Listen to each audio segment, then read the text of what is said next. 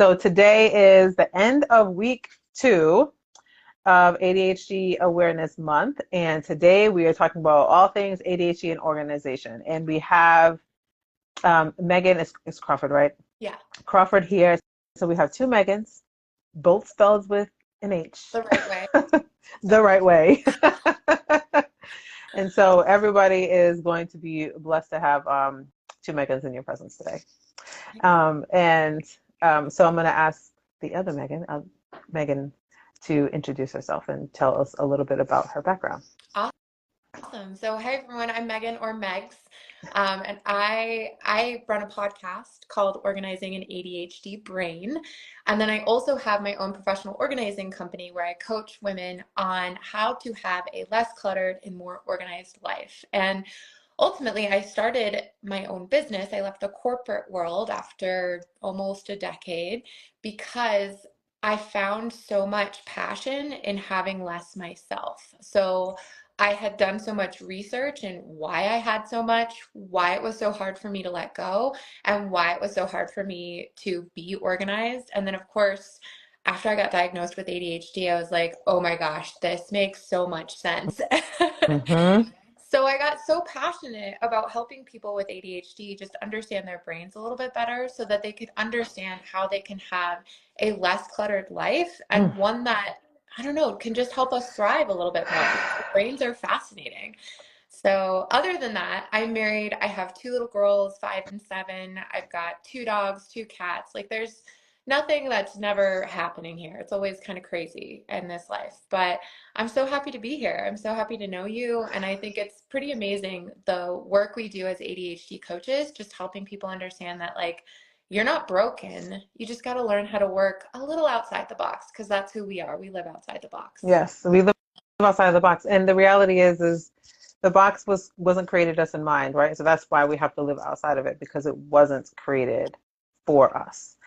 Precisely. And I feel like you've already dropped so many gems already, just recognizing that living a clutter-less life or a life with less clutter is so crucial for the ADHD brain. And also you had mentioned just like how hard it is to let go of stuff, and just that emotional connection that you have to stuff and doing some deeper work to investigate that. But I don't want to get too far ahead. You just got me excited. There's so much to dive into. Yes. There is. I'm like, where do we even start? Yeah. Um, so what would you say would be the top 3 tips for somebody looking to organize their space with the ADHD brain? Cool. Well, I think you actually hit the nail on the head. You said, where do we even start, right? Hmm. Because there's so much, and so much of what prevents us from decluttering or starting is trying to find out where to start. And so, my first tip for you is to do one thing. So, because we get so overwhelmed and we have these incredible ideas, I know that sometimes, like, I'll give you a really good example. My daughters, who are 5 and 7, they've always brushed their teeth in our bathroom. And the other day, they were like, we really want to move our toothbrushes to our bathroom, which is like just right next to their room. Well, when they said that, I was like, oh my gosh, what a great idea. Well, now I need to go and get like this perfect toothbrush holder. And do I need to get them new toothbrushes? And perhaps now I should find a nice wallpaper to also wallpaper the back of the wall. And then maybe we could finish everything in there, right? Like, so here I am. It's literally a 5-minute thing to move their toothbrushes from our room to their room. But I have created this ridiculous plan in my head that's going to be like a week-long project that nobody has time for. And like I haven't budgeted for this, right? So we just like literally have the greatest ideas, Hmm. but that sometimes prevents us from getting things done because now we feel like we need to recreate the world in order to do one thing. And so that is my first piece of advice. Start with one thing. So if you're looking at a space that's overly cluttered and you feel overwhelmed, what's one thing you could do to prevent yourself from going crazy? Hmm. So make progress, right? And then my second piece of advice would be to celebrate that progress, however small it is. And in fact, the smaller the win, the better the celebration is, which is, again, it's hard for us to think about because we've got such grandiose plans. We know what that end result looks like. Hmm. And it's also a series of these small steps in the right direction that really add up to those grandiose plans becoming true. So, like, case in point, we think of decluttering our life, but if it's taken us years and years and years to collect all of this stuff, it's Mm-hmm. not going to take us a day to get rid of it. In fact, the more we rush towards it, the more hours we put into a project, we will get burnt out. Because what do we do when we immerse ourselves into a project? We forget to drink water, we forget to go to the bathroom, All we those things. forget to do all of these classic things that we need to be able to do, and we burn ourselves out, which then prevents us from going to declutter even more. And so celebrate those small wins. The smaller the win, the bigger it's going to add up to in the end, because you're going to prevent burnout and you're going to prevent yourself from getting overwhelmed to the point that you don't actually do the things that you want to do. Mm-hmm. And then my third piece of advice is start to incorporate something into a routine. Um, and this is going to look different for everyone. So Mm-hmm. I do 15-minute decluttering challenges on my Instagram. So I show you what it looks like to actually declutter or organize a space in 15 minutes, because we think, oh my gosh, 15 minutes, I can't get anything done in 15 minutes, except you can get so much done in You 15 can't get minutes. so much done in 15 So minutes. much. But we're time blind. So we like have no concept of time if we're not setting timers. And so setting a timer is going to help you put yourself in a box. I'm all about outside the box thinking, but when it comes to that time, put yourself in a box and Mm-hmm. give yourself that time, and then give yourself an out or a rule that says, I'm going to be done after 15 minutes and I'm going to leave this space. And it's really to give yourself permission to leave, to go do something else, and to come back to it later. So 15 minutes is huge. And okay, that's going to be my third. Those are going to be my three Yeah, top tips, and now and I I've got have like 25 more. well, I have so many comments about these first three, right? Yeah, And so, start with one thing. And I feel like that can be so hard for somebody with ADHD. And I think part of it is just we're overthinking. Like literally just start with one yeah, thing. If it means put the glass back into the cabinet, then just put the glass back in the cabinet. Like it literally does not matter with yeah, which one thing that you start yeah, with. And yeah, so like releasing yourself from the pressure of trying to decide which one thing that you need to start with. yeah. And it could be And as then, simple yeah. as I'll give you a good example. I have a kitten at home, and so he gets fed super early in the morning. I wake up pretty early, but whenever I feed him, I always have like either the top of the can or the other half of the can to recycle. And Mm-hmm. my whole body wants nothing to do with rinsing it out and recycling it at that moment in time when he wants to be fed. Mm-hmm. But every single morning when I'm doing this, I'm feeding him, I remind myself, okay, how long is it actually going to take me to rinse this off and put it in the recycling? And every morning I remind myself, oh, 30 seconds. So like if I do it now, it's literally going to make my life easier, because if I leave it there, it's going to get caked on. It's going to take me longer to rinse out and recycle all these things, right? So like sometimes adding that time frame to it helps me just remind me that like that's the smallest thing. So even though I hate the Mm-hmm. idea of doing it and it's not filling up my brain with my dopamine hit right away, Right. it's still allowing me to get the things done so that things don't pile up around me. Yeah, and I think, I always talk when I talk to my clients, it's like, have you really studied your own behavior? Have you studied yourself? Do you really know how long it actually takes for you to do something, or are you just making an assumption? So like like this literally would take me less than 30 seconds to do. And so now you know that information and you can do something with it. Yeah. You said something else about, celebrating progress along the way, and the smaller the win, the bigger the celebration.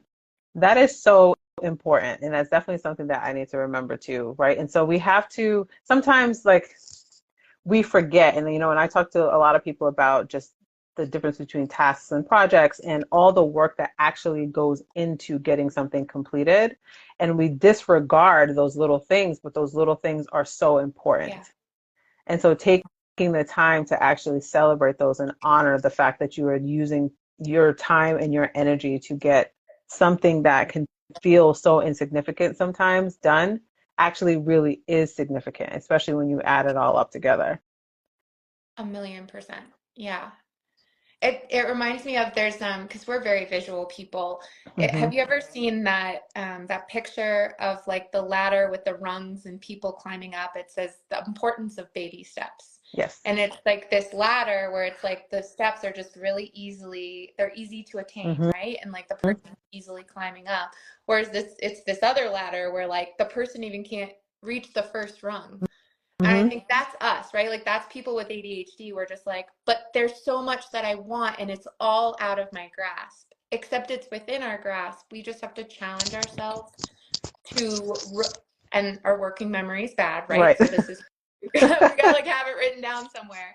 But we've got to challenge ourselves to do the small things because again, it's those small things that will add up to something so much bigger. Because like if you multiply Hmm. 15 minutes a day by 365 days a year, that's huge. That's a Hmm. big number. I haven't done the math. Yeah. Oh, I have done the math. I just don't have it written down. But And I'm not doing the math. So no, that's a lot of minutes. For those of you listening, go and do the math because it's a good amount of time, right? yeah, and every minute counts. And that was the other thing that you said, talking about just decoding for 15 minutes. So I thought about two things actually. And actually there's power in literally just doing it in 15 minutes. And I appreciated you making that point and just giving yourself permission to stop. And that's also okay. But I also thought about it and like doing 15 minutes and starting this 15-minute challenge, but it gets you started. And it's like, if you feel like you can still keep going, then keep going. Yeah. And so there's two different lessons and outcomes that can happen from starting and continuing to going, right? And I feel like both are important. Like learning the lesson and understanding that you can stop and that's okay. Like you don't have to be the Energizer Bunny. Like you don't have to go nonstop until you burn out. Like you can stop after 15 minutes and everything's okay. Like it doesn't have to be done right now. And I think that's an important lesson. But then also, if you just need help getting started, putting on a timer for 15 minutes and recognizing that you do have time blindness, and then all of a sudden maybe it's actually an hour, and that's okay because you really do have that extra hour, and now even more is done Yeah. from the project that you were avoiding for I Yeah. don't know how long. Yes. And sometimes, like, if I'm doing a 15-minute project and then it's not done, I don't feel like I'm at the point where I'm like if I'm organizing paperwork Hmm. and now it's all out in piles, but my 15 minutes is up, then I'm like, okay, do I have anything going on right now where it would prevent me from like getting to that appointment or like picking up my children and doing real life things? Right. Then I'm going to stop and I'm going to move on. But if I have the time, I'm going to reset that timer or I'm going to reevaluate my time and I'm going to be like, ooh, I'm really getting shit done right now.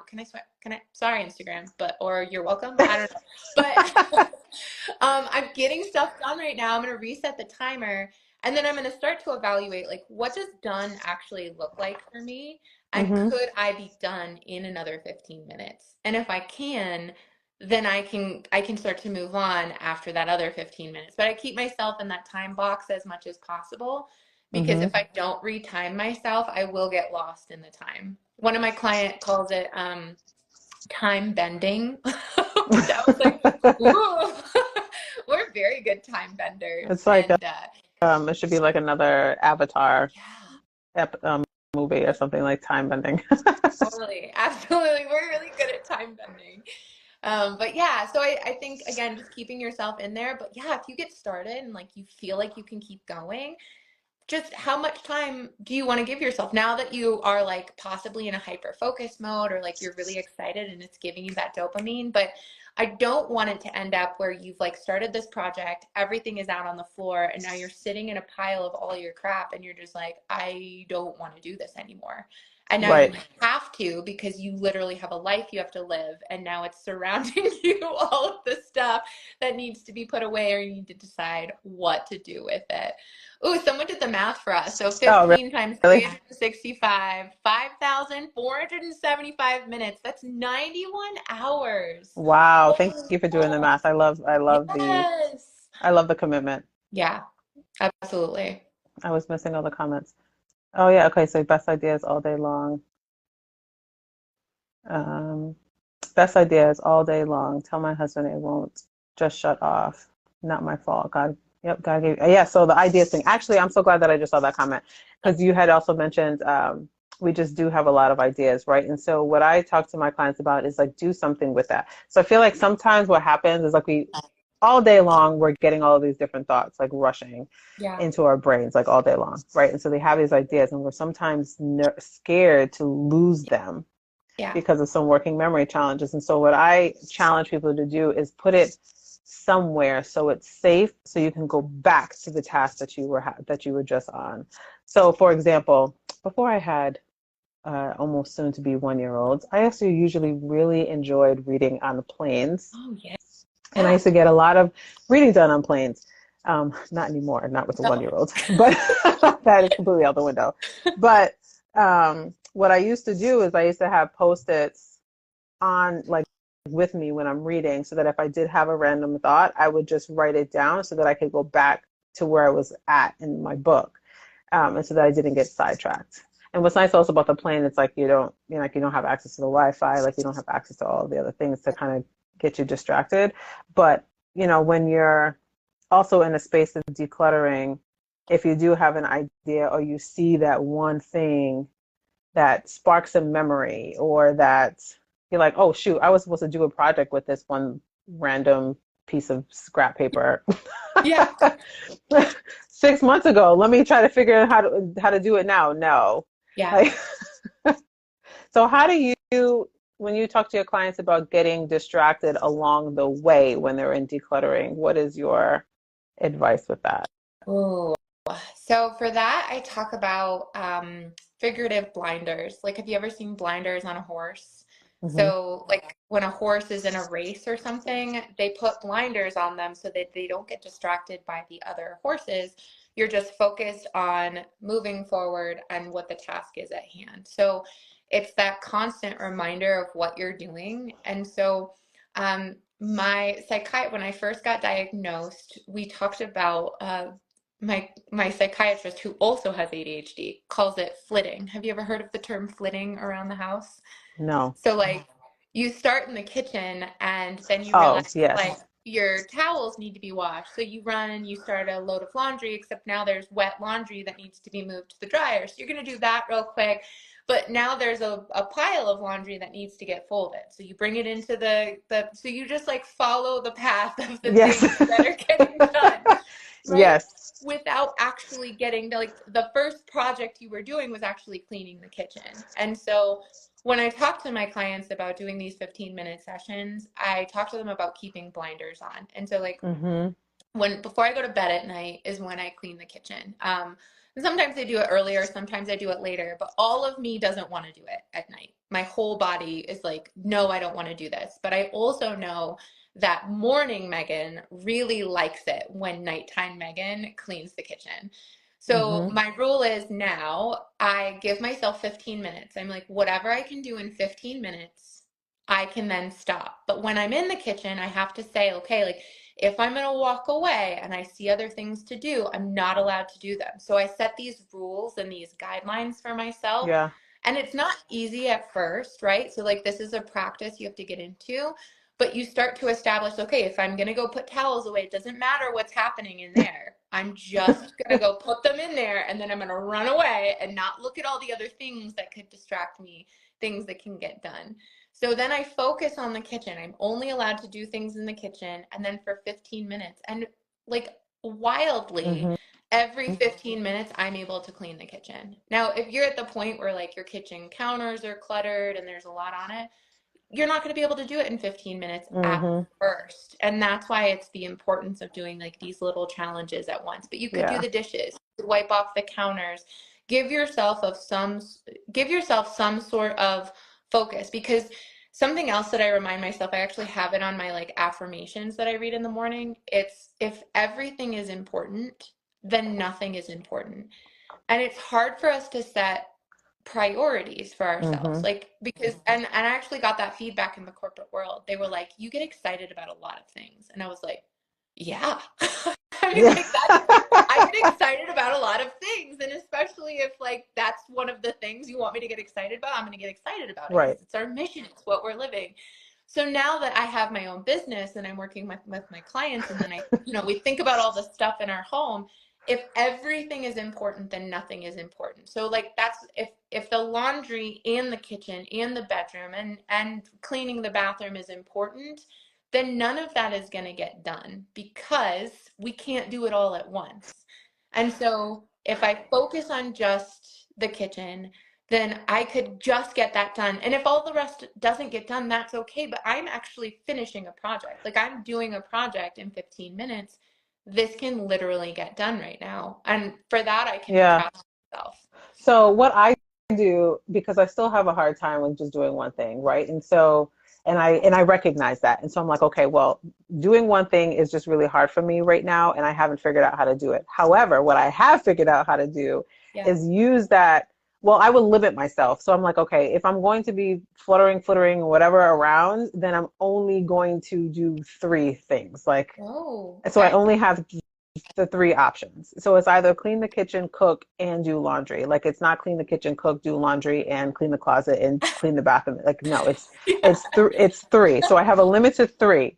Okay. And then I kind of gamify it a little bit too, because if I'm cooking, like there's always time in between things, right? Like something has to go into the oven, something has to like I bake, so like something has to rise, or like something has to cool down or something like that. And so like I know that I do have maybe 5 to 10 minutes within that. And so that's when I can like flitter over to the next Cool. project. And so I gamify it a little bit for me. So I'm like, one, there's only three things. Like I can only do three of those things. And so I'm gonna be doing a circle.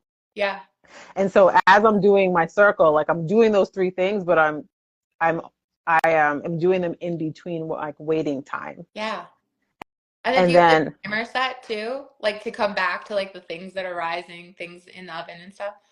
yeah, so like I have a timer on my oven or like the microwave. So that's usually the timer on the microwave is always tracking my food. Then I have kitchen timers everywhere.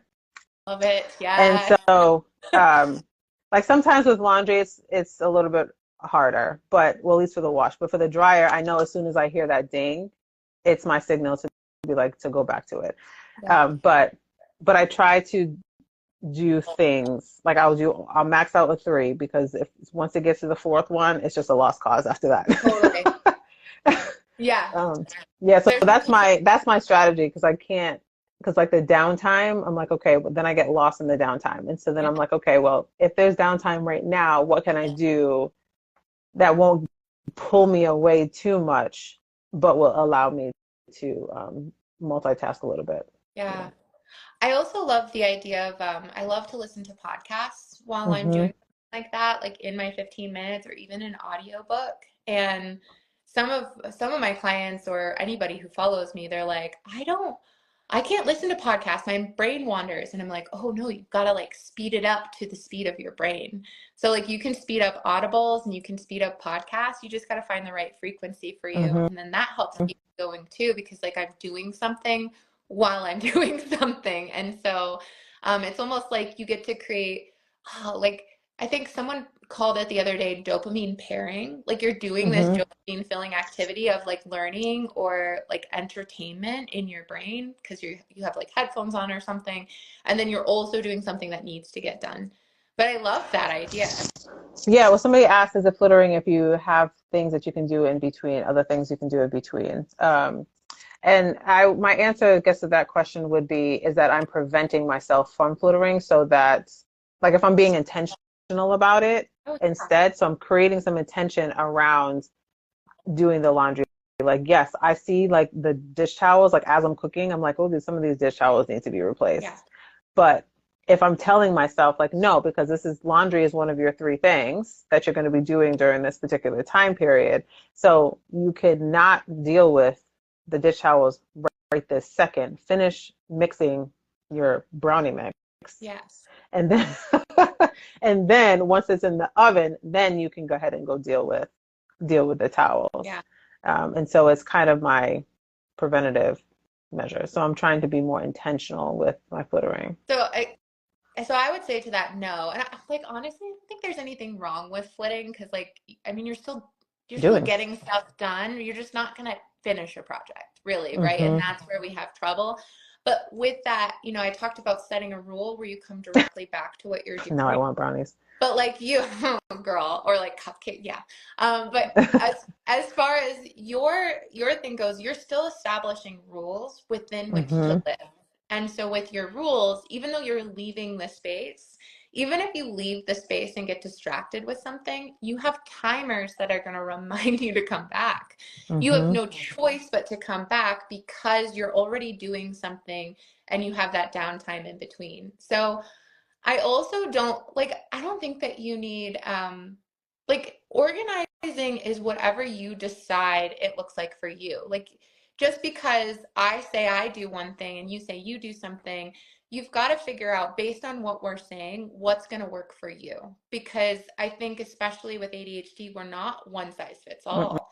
And so, don't feel like you're doing something right or wrong. You're taking action. And when you're taking action and you're establishing rules and guidelines with which to live, then you can figure out what works for you. And like when you make a mistake, you get to grow from that. You can say, oh, what didn't work for me last time? Let me do it differently this time to see if this is going to change or this is going to change. And you move on from there. So I love hearing that idea because we do it differently and we're both getting stuff done, which is Mm-hmm. amazing. One thing that I always have found difficult with organizing is the organizational tools. And so, I've always come from this mindset like everything needs to have a home, and like part of my clutter issue is that things just don't have a home. And I'm like, where do I put it? But then I struggle because organizational stuff is really expensive, Yeah. and they, there's just like a huge market for baskets and like Yeah. bins. Um, and then also with ADHD, like not putting things in closed bins either. So like making things clear or having labels, but having like taking the time to do all of that feels impossible sometimes. Yeah. We're thinking of this grandiose plan again, right? Like, oh, well, to be organized, like I've got to buy all this stuff, I've got to do all these things. And then it's just like, why even start, Mm-hmm. right? Because I mean, I'm at least surviving where I am right now. So, one of my favorite books is Decluttering at the Speed of Life. I forget her name, but she's going to be on my podcast really soon. I'm really excited. And one thing I tell my clients all the time from that book is instead of putting something away, where oftentimes we just try to put things away where they fit, put Mm-hmm. them away where you're going to find it the next time you need it. So, Mm-hmm. like, for example, I have headphones right here, right? So instead of just like putting them somewhere where they're going to fit, I could put them in this cabinet, I could put them in this closet. I look at them and I say, where am I going to go look for these if I were trying to find them? And then I go put them in that spot because we do have these regular ways of going to look for things. We are Mm-hmm. really good at trying to look for things. Mm-hmm. I'm like, this But is usually in one or two places. yes, exactly. But sometimes we like to just put things away because we're like trying to speed things up, get things done. But like it's kind of ridiculous. We lose things because we just want to get them out of sight. But when it's out of sight, it's out of Mm-hmm. mind. And when we have so much stuff, when we have all that stuff, it's harder to find things because now we're just like, I don't even know where I could have possibly put that away. So ask yourself, where would I go to look for this? Yeah. And to that point too is we can't establish a home for everything all at once. And hold on, coming back to your first question, I can't stand the organizing like market for stuff because they Right. advertise like all of these bins and Uh-oh, your volume went out. Your sound went out. oh, can Oh, you hear me? yes. Okay, cool. And the bins are fun, right? Like it's so fun. Like the labels are cool. There's so many cool things out there. But Mm-hmm. it's almost like they're like, buy this, and then your organizing dreams will come true. Right. And buy this, and then finally, ADHD people, like your life will be solved. And I'm like, no, don't buy the stuff. Stop buying the stuff. Like the first step is having less. is to go through and figure out like what you actually have and where you want to put things. And that is the first step I do with any of my clients when we start to do things is Mm-hmm. decluttering. Like that is it. So when it comes to establishing homes for things, I like to give my clients a task, and that is to find a spot where your scissors go in your home. Just one spot. Find out where your scissors are going to go, and then you communicate that with the family. Say, hey, all the scissors are going to go in this drawer right here. You could get a little container for it, but you don't have to. You get Mm-hmm. like painter's tape, find painter's tape, write scissors on it, and then like all the scissors go on top of the painter's tape. It doesn't have to be fancy. In fact, the less fancy it is, the better, because then you don't have to live up to your own expectations of what organized is based on a TV show or based on a book or, you know, whatever is floating around into your mind. But challenge yourself to find a home for one Mm-hmm. thing, communicate that, and see over the next couple weeks, does everything end up there? Do all your scissors end up in Mm-hmm. that spot? And then you can start to prove yourself like, oh my God, I can do it. Look what I did. I did this. I made sure all my scissors live in this one spot. Look at that. Mm-hmm. And so that's again coming back to the start with one thing. We can't do it all at once. So how do you break it down into the smallest thing possible? And it's just to start with one thing. Yeah. I mean, that could be, you know, starting with, like you said, like starting with that one drawer that has the scissors, and that's it. That's your focus for the week. Your focus for the week is making sure that this one particular item gets into the drawers, and that's it. Yep. Prove to yourself that it is Yes. possible. Just start. Yeah, exactly. Because Yeah. if you establish homes for 20 things, this is where it goes wrong, right? You're like, oh, I have organized. I've established homes for 20 things, but I haven't written labels on it. You just are like, well, I established homes for them. So like this all makes sense to me. But then we Mm-hmm. forget to communicate with our spouse or with our kids. And then guess what they do? They ruin it because they don't know, they're not inside your brain. Like you've come up with this elaborate plan that is perfect, but they're ruining it because you are not communicating it. And then there's no labels, which is an informal communication process to tell people where things go. And Mm-hmm. so it's an adjustment to a lifestyle. And so when you start out, the simpler you start, the easier it's going to be to continue to move forward. Yeah, and I love the idea that you do not need all these fancy bins. You do not need, like, the fancy bins to the refrigerator probably drive me the most Oh my crazy. gosh. Yeah. I convinced myself, I was like, oh, I'm gonna get all these fancy bins. I'm gonna put them in the refrigerator. I'm gonna put my seltzer water cans in this container. I'm gonna put all my other stuff in these like vegetables in these bins, and Yeah. no. So then I realized that the bins actually take up a lot of space. Yes. And so then that's less stuff that I can actually put in the refrigerator. And so then now when you go to the grocery store and you buy one bag of something and now it doesn't fit in that bin, so now you have to figure out what you're going to do with the excess, Mm-hmm. because the grocery size bags of any product do not fit in these bins. Right. Yeah. And so now you need a completely different storage space to put all the excess material and food and just kitchen stuff that doesn't fit. And so I had to get rid of the bins. The only bin that I have in my refrigerator is one for the eggs. Yeah. And that costs money too. It costs time, it costs money. And you know, what I would say to that and what I do with my clients too, we still buy stuff, right? Like the Mm-hmm. bins can be great because they're a container for things, but without giving them a specific job to do something, then they're not going to do anything for you. And it's just going to be another collect all. It becomes a doom bin, right? And doom stands for didn't organize, only moved, which happens to, if you don't have a doom bag somewhere, I don't know who you are, right? Like I'm literally a professional organizer and I still have doom bags. I think I've gotten them all, and then like I find one and I'm like, I don't know where you came from, but here you are. I didn't say that again. Didn't organize, Only moved. only moved. Didn't organize, only moved. I like that. Yeah. Um, yeah, and I can see, like, when I'm in my own house, but when I'm in other like family members that have ADHD, when I'm in their home, I'm like, oh man, they totally have ADHD, and you have a bunch of doom piles.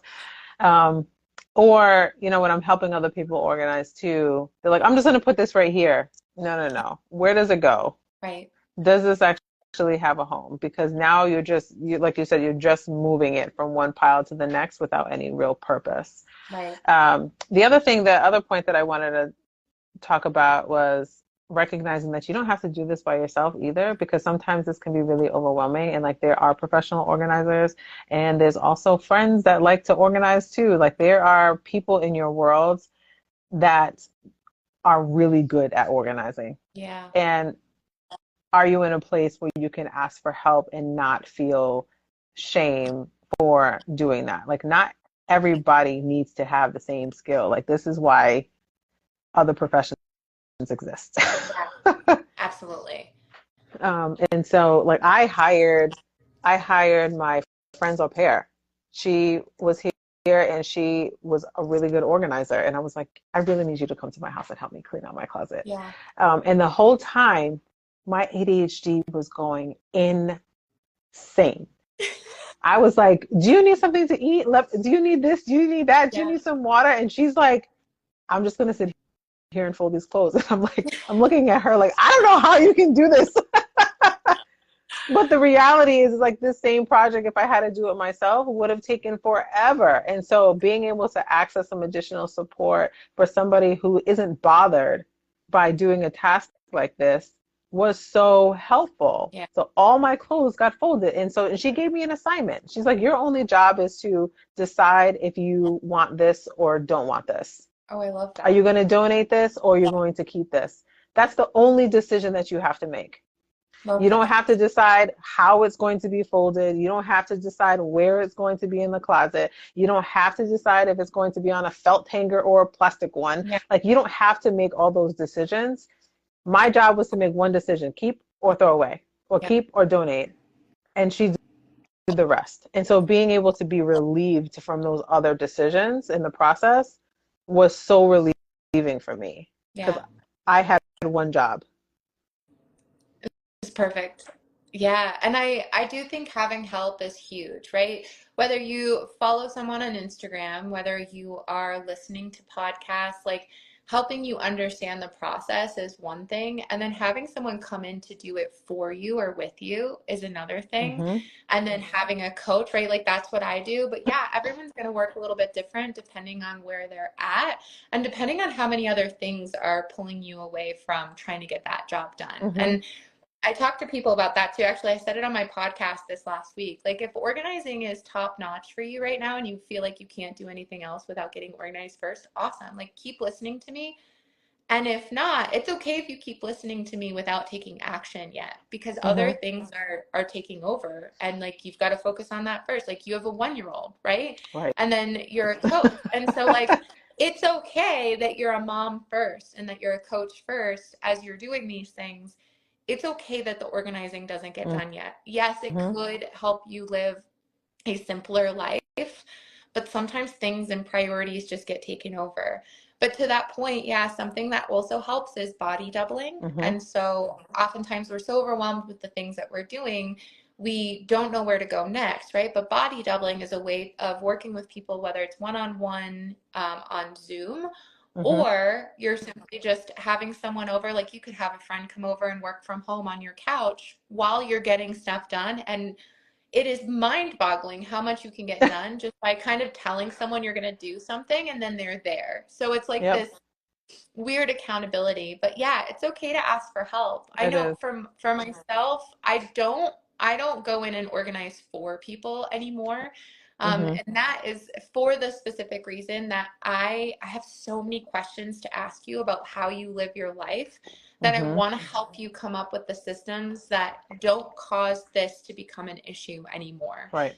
And so initially I went in and I would organize for people and I'm like, this would never work for me. I don't know how I'm going to continue to do it for people. And so Mm-hmm. that's something that I decided for myself. But if you're at the point where you just need something done and you're okay letting go of what it's going to be on the other end, hire someone, right? Mm-hmm. And just and you can also be a part of that process. Whenever I don't do a lot of in-person organizing anymore, but when I did, I started working with clients one-on-one, and it was fantastic because we would talk about kitchens and be like, okay, you have this KitchenAid mixer. And they were like, we never use it because it's not in a convenient spot. And I'm like, what a great acknowledgement.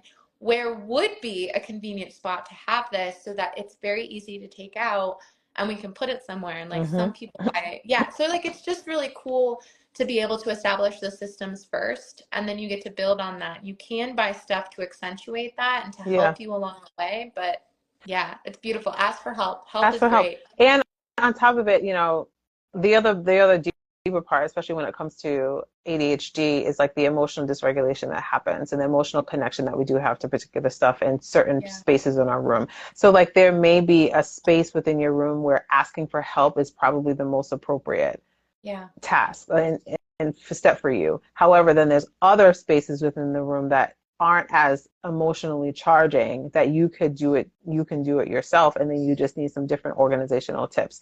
And so it's recognizing too, like, what is the emotions that are coming up for you in those particular spaces within your home. Like for me, all things closed stress me all the way out. Yeah.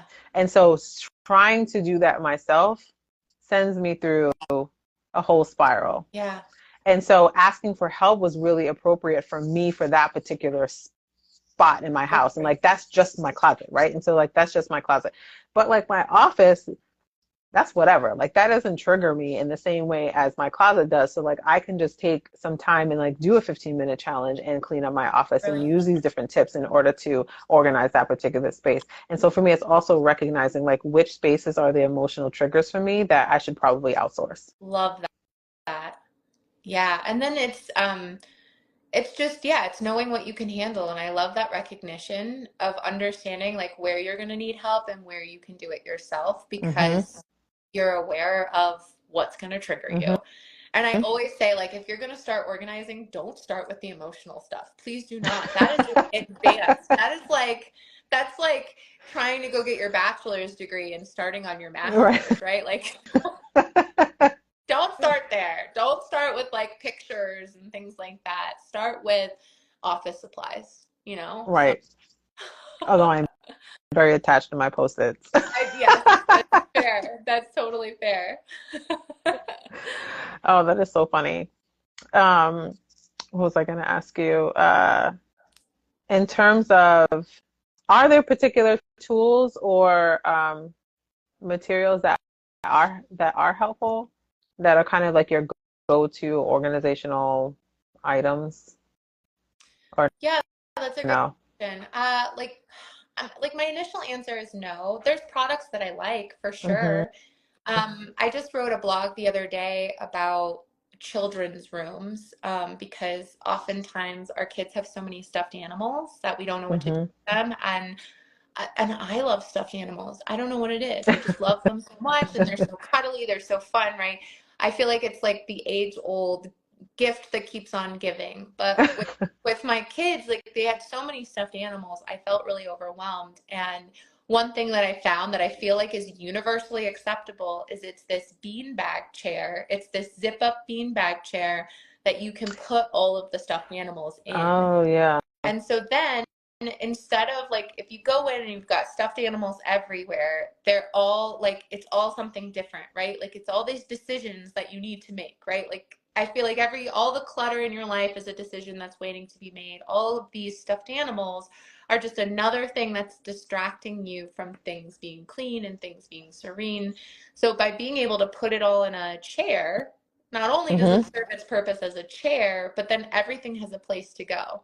And then Mm-hmm. it's a container. So if the container gets too full, that's when you get to have the conversation with your child like, okay, so we don't have any more room for any more stuffed animals. Do you want to let some go so that we could make room for more? Mm-hmm. Or are you comfortable with the amount of stuffed animals we have and now we just won't buy anymore? So like you get to start establishing rules based on the containers that you have. So I feel like that's something that's pretty universally acceptable. I love that. And I also think it's okay to buy something if you feel like it's going to get you going. right? Like if you're like, oh, I'm really excited about like having something new in my space, so I'm going to buy one thing. The Mm-hmm. trouble is when we buy, like, we spend $300 on organizing supplies, but then we're so overwhelmed by the idea of having all of this stuff that then it just sits there and doesn't get done because like where it nothing none of it has a job yet. You just thought it looked cool. So Mm-hmm. it's like buying something for a purpose versus buying something for, just to think it will have a purpose at one point. So just being very intentional with what we do there. Yeah, Um, and it's good that you mentioned that too. I mean, because it's so interesting, like how quickly things accumulate yeah. in your house. And sometimes it's things that you purchase, sometimes it's things that people bring over, and then then you have, you know, people are trying to declutter their own house and then they bring their stuff over. They bring it like, don't you need this? Don't you want this? Yes. I'm notorious. If you're coming over my house, Yeah. you're probably going to leave with something because that's I'm like, don't you need this extra plant? Like, don't you need this pot? Like, don't you need this? Right. And that is just kind of my go-to strategy with decluttering my house. It's like if you come over, you're leaving with Yep. something. You're not alone in that. I see a lot of people do that. Yep. I have a rule for myself because my clients try to give me things all the time. And like my ADHD brain, I'm like, ooh, right? Like, and but I have a rule that's coming back to the rules. I am not allowed to take anything from my clients' homes, and I'm also not allowed to adopt any of their hobbies initially, right? So like, I have a client who loves knitting, and I'm just like, ooh, knitting. I'm like, Megan, Hmm. stop it. You have no room for any other hobbies. I already have like a good rotation going on. So it's just about establishing those rules for myself and boundaries so that, it makes sense. So, but yeah, I think it makes us feel better. Like if we have an emotional attachment to something, but then we give it to a friend, it's like it gets to live on in our lives, even if we don't ever Exactly. see it again. And so we do work through that too, like in some of my programs about like, hey, how do we let go of something without having to give it to someone else? Because that adds an extra layer of difficulty when getting something out of our house because now we got to find the Hmm. person that it goes to. So, That is, yes, especially since, like, for example, I have a mini fridge that is currently sitting in my living room in the box, brand new, yeah. and it's been sitting in my living room for a year Okay. officially. Yep. Yep. Because I'm like, it's brand new. This needs to go somewhere. This needs to be sold. And I do not have time to be selling this. And so Yeah. then, so now 365 days later, it is still sitting in my living room and has now served as the seating space for everybody to change their shoes. Right. Yeah. Now it's become a part of your life, right? Like that sits there in its box. And yeah, I think part of that is just accepting like if this leaves my house, it's okay that I don't get any money back for it because right now it has no value sitting in my home. It would be more valuable for me in my current life if I found a way for it to leave the house, even if it is just dropping it off at a donation center. They're going to sell it for less, and ultimately, it's going to make someone's life by having this, like, oh my God, like, you'll never believe I found this brand new mini fridge at like Goodwill, like, yay, someone for donating it. So it's making peace with that and understanding that, like, oh my gosh, we put a lot of value on the stuff that we have, We do. and then we don't have time to sell it. Like selling stuff on Facebook or any of those other places, that is it's a part-time job, sometimes a full-time job, depending on what you're selling. So that's another lifestyle change you would have to consider. I actually have a template for that for my clients too, is like, what's your rule when it comes to selling stuff and getting things out of the house? And I will tell you, once I stopped valuing the items in my house and started to just let them go and just Hmm. bring them to the kitchen place, it, oh my gosh, it gave me so much freedom to continue to make decisions to let things go instead of starting to pile up this inventory of stuff that now needed to be sold. Because it was like now I was adding this extra layer of decision making. I had decided that I was going to let it go, but I Hmm. also decided that it had to leave the house with a monetary value on it, which is now I have to decide how much it costs, how long am I going to list this for? Like, how much am I really going to be willing to take for it? So on and so forth. So now I'm adding just all of these other decisions, which I'm going to put off Yep. because that's not a priority in my life. Yep. So So, I mean, one of my takeaways from the two of my takeaways actually from this conversation is one, reduce the number of decisions that you need to make in a day. yes. With any task, just reduce the number of decisions. Yeah. And then the other takeaway from me was also you spend a lot of time talking to yourself. Yeah. I feel like throughout this entire conversation, we're like, okay, well then ask yourself, like, do you need to do X, Y, and Z? Ask yourself, do you need do you Yeah. need this? Ask yourself. And so you need to talk to yourself. Yeah. Have some hard conversations with yourself about your space. Yeah. How is it going to be used? What do you want it to look like? What do you feel like you need? What is the emotional attachment? What resources are going to be helpful for you? And so it's like, have you taken the time to really get to know you and really be able to talk to yourself to answer some of these questions? Because you have the power within you to get to some of this stuff done. Yep. You absolutely do. And it's just having that relationship where you can start to challenge the decisions you've made your whole life. How could I do Mm-hmm. it a little bit differently? Yeah, Mm-hmm. those are some great takeaways. I love it.